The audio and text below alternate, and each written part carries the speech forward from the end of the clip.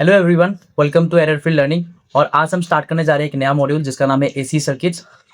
इसके पहले वीडियोस में हमने बात की थी डीसी सर्किट के ऊपर। डीसी सर्किट में जो इलेक्ट्रिकल एलिमेंट है उनके कॉम्बिनेशन से एक सर्किट बनता था और उसको सोर्स सप्लाई जो था वो डीसी था। एक बैटरी था, 12 वोल्ट 13 वोल्ट कोई भी हो, एक कांस्टेंट सप्लाई थी जो कि आपकी उसको एक पर्टिकुलर अमाउंट ऑफ एक्साइटेशन देता था या वोल्टेज देता था, जिससे कि उन इलेक्ट्रिकल एलिमेंट्स के अंदर अलग अलग तरह के बिहेवियर हमें देखने को मिलता था।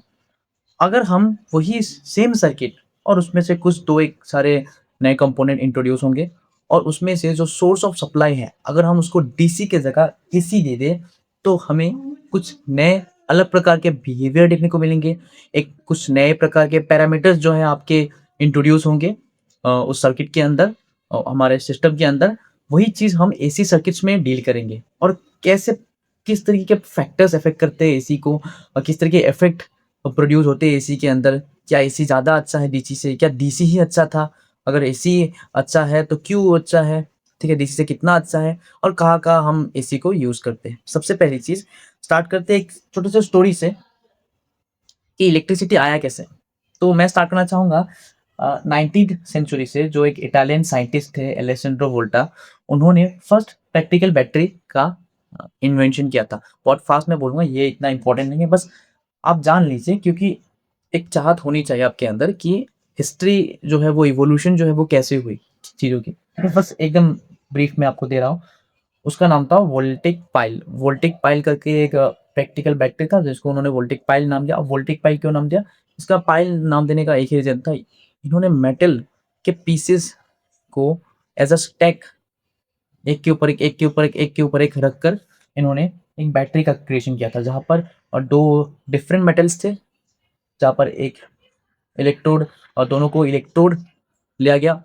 आपने शायद गैल्वेनिक सेल के बारे में सुना होगा या आपने इलेक्ट्रोकेमिकल सेल के बारे में सुना होगा। तो इलेक्ट्रोकेमिकल रिएक्शन के ऊपर ही ये बेस्ड है, ठीक है। इन दोनों को एज अ इलेक्ट्रोड माना गया, जहाँ पर पोटेंशियल स्टेट होते हैं और बीच में एक इलेक्ट्रोलाइट मटेरियल लिया गया। मटेरियल मान ले सकते हैं। अब यहाँ पर जो मटेरियल था वो एक कपड़ा था जो कि सॉल्ट वाटर में डिप्ड एक कपड़ा था, जिसकी वजह से इनके अंदर जो है आयन का एक्सचेंज होता है। और हमें देखने को मिला कि जो जिंक इलेक्ट्रोड है वो निगेटिवली ज़्यादा चार्ज हो चुका है, क्योंकि उसके अंदर इलेक्ट्रॉन जो है एक्यूमुलेट हो चुकी है। और उसी तरीके से जो कॉपर है उसके अंदर पॉजिटिव आयंस ज़्यादा आ चुके हैं, जिसकी वजह से इलेक्ट्रॉन जो है एक्सटर्नल वायर के थ्रू, जब उन्होंने एक वायर कनेक्ट किया यहाँ से लेके यहाँ तक दूसरे सिरों से, तो इस पोटेंशियल डिफरेंस के थ्रू प्लस और माइनस की वजह से इलेक्ट्रॉन जो है जिंक से कॉपर की तरफ मूव करने लगे। और जब उन्होंने अपनी टंग या अपने हाथ के निब से उन्होंने इसको चेक किया तो उनको एक शॉक लगा और यही से जनरेट हुआ, इन्वेंशन हुआ इलेक्ट्रिसिटी का, और जो कि एक डीसी था। और उसी तरीके से 1831 में एक दूसरे साइंटिस्ट जिनका नाम था माइकल फेराडे। आपने ज़रूर इनके नाम बहुत बार सुना होगा फिजिक्स के अंदर, 12वीं के फिजिक्स के अंदर। ये बहुत फेमस इंसान है मैग्नेटिज्म के अंदर। तो जहाँ पर उन्होंने एक इन्वेंशन किया था इलेक्ट्रोमैग्नेटिक इंडक्शन, जिसको हम ईएमआई भी कहते हैं। आपने पढ़ा होगा इलेक्ट्रोमैग्नेटिक इंडक्शन, जहाँ पर एक वायर को अगर हम बहुत मोड़ कर एक कॉइल, एक स्प्रिंग टाइप स्ट्रक्चर देते हैं, और अगर उसके पास एक हम बार मैग्नेट को बैक एंड फोर्थ मोशन में रखते हैं, यानी कि उसको पास ले आया और दूर ले जाए, पास ले आया दूर ले जाए, पास ले आया दूर ले गया कॉइल के, तो वो जो मैग्नेटिक फील्ड है वो उसको कट करता है कंडक्टर को। और जैसे ही मैग्नेटिक फील्ड और जैसे ही बार मैग्नेट आगे पीछे हो रहा है तो मैग्नेटिक फील्ड का स्ट्रेंथ जो है वीक स्ट्रांग हो रहा है। जैसे ही वो दूर जा रहा है तो थोड़ा सा फील्ड वीक हो रहा है, क्योंकि ज़्यादा मैग्नेटिक फील्ड लाइंस कट नहीं कर रहे हैं। जैसे ही पास आ रहा है ज़्यादा मैग्नेटिक फील्ड लाइंस को कट कर रहे हैं। तो इसी तरीके से जो है चेंजिंग मैग्नेटिक फील्ड का एक इफेक्ट मिला, जिस इफेक्ट की वजह से पूरे कंडक्टर के अंदर जो है इलेक्ट्रिसिटी यानी कि करंट फ्लो होने लगी। और इसी तरीके से उन्होंने देखा कि बिना किसी कनेक्शंस के भी, जिसको हमने इंडक्शन नाम दिया बाद में इसी प्रिंसिपल को, कि एक मैग्नेट और एक वायर के थ्रू भी हम इलेक्ट्रिसिटी को जनरेट कर सकते हो। उसी चीज से लेटरली डिस्कवर हुआ ऑल्टरनेटिंग करंट का। अब बात सबसे इंपॉर्टेंट थी कि अगर एसी का आविष्कार हो गया तो डीसी को क्या हमने नेग्लेक्ट कर दिया? नहीं, क्योंकि आपके फ़ोन में जो पावर जाता है वो डीसी जाता है। जब आप चार्जर लगाते हो अपने घरों में मतलब अपने मोबाइल में जब चार्जर एडाप्टर लगाते हो तो एडाप्टर को एसी मिलता है, बट आपके फ़ोन में डीसी जाता है वो कि अराउंड 5 वोल्ट का एक डीसी जाता है। आपके इलेक्ट्रॉनिक डिवाइसेज़, आपका लैपटॉप और कई सारे ऐसे इलेक्ट्रॉनिक डिवाइसेज़ हैं जिनको सिर्फ़ डीसी से ही वो काम करते हैं, एसी से काम नहीं करते। बट मेजॉरिटी ऑफ द चीज़ें आपकी इलेक्ट्रिकल चीज़ें जो है अप्लायंसेस हैं वो आपके डीसी है। जो आपकी सॉरी एसी है, और जो डीसी है वो ज़्यादा से ज़्यादा आपकी इलेक्ट्रॉनिक्स ही है। जैसे कि आपका घर में वाटर पंप हो गया, आपका घर में लगा हुआ फैन हो गया, वो आपके घर का जो ग्राइंडर है वो ग्राइंडर हो गया। उसके बाद आपका अ, ओवन हो गया, ये सारे चीज़ें जो है इलेक्ट्रिकल अप्लायंसेस ये एसी के ऊपर वर्क करते हैं। तो एसी को ही इतना ज़्यादा प्रेफ़रेंस क्यों दिया गया? अब वो चीज़ हम बात करते हैं।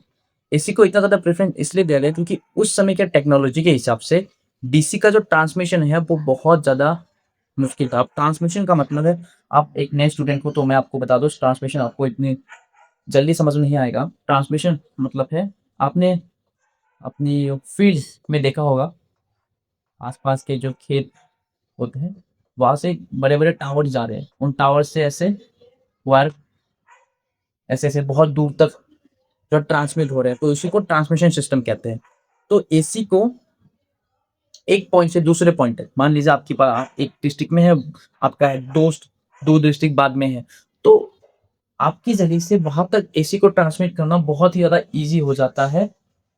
और उस समय भी ये चीज़ देखा गया था, क्योंकि जो टेक्नोलॉजी अवेलेबल था उस हिसाब से डीसी इतना वेल डेवलप नहीं था, एसी ही ज़्यादा वेल डेवलप था, तो इसलिए एसी को लोग ज़्यादा प्रेफ़र करने लगे। और उसके साथ-साथ एक कहानी भी है, जो कि था एडिशन और थॉमस एडिशन और निकोला टेस्ला के ऊपर, जहाँ पर एडिशन जो है जिन्होंने बल्ब का आविष्कार किया था डीसी की मदद से, जो वो डीसी को ज़्यादा सपोर्ट करने लगे, ठीक है? उन्होंने एसी के ऊपर इतना ध्यान नहीं दिया, और टेस्ला जो है एडिशन के अंडर ही काम करते थे।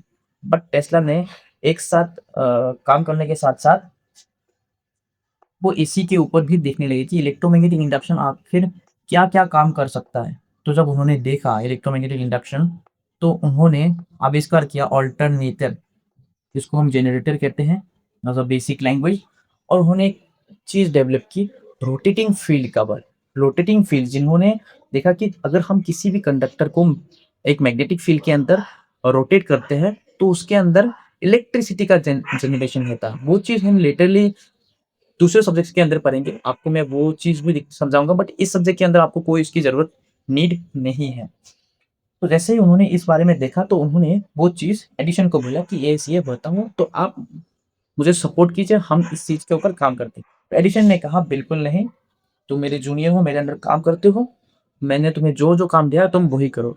तो ये हो गए गुस्सा कि उनको उनके जो रिसर्च है, उनका जो उन्होंने काम किया जिसके ऊपर एक्सपेरिमेंट किया, उसके ऊपर ज़्यादा ध्यान नहीं देते थे एडिशन, टेस्ला के। तो टेस्ला ने एडिशन के साथ काम करना छोड़ दिया, और लेटरली उन्होंने डिस्कवर किया रोटेटिंग फील्ड और अल्टरनेटर्स, और वो एसी को सपोर्ट करने लगे। अब इसी दौरान ये डीसी को करते थे, ये एसी को करते थे, कोई किसी की बात नहीं सुन रहा। तो इसकी वजह से इनके बीच में एक बहुत बड़ी वॉर हो गई, ठीक है? और उस वॉर को ही नाम दिया गया वॉर ऑफ करंट। और इसके ऊपर एक बहुत अच्छी मूवी भी अवेलेबल है, मैं आपको रिकमेंड करूँगा, द करंट वॉर करके। आप इस मूवी को देखिए, तो आपको एसी और डीसी का पूरा हिस्ट्री आपको समझ में आएगा, कैसे एसी आया, कैसे डीसी आया, कैसे उनके बीच में जंग हुई, कैसे कई बार एडिशन ने बहुत पॉलिटिकल पावर हो या बैकग्राउंड पावर की मदद से एसी को नीचा दिखाने की कोशिश की, बट वही चीज़ उस समय एसी बहुत अच्छा था उस टेक्नोलॉजी के हिसाब से, उस टाइम में जो चीज़ें अवेलेबल थी, एसी ज़्यादा प्रैक्टिकल था डीसी से, तो लोगों ने एसी को ही चुना।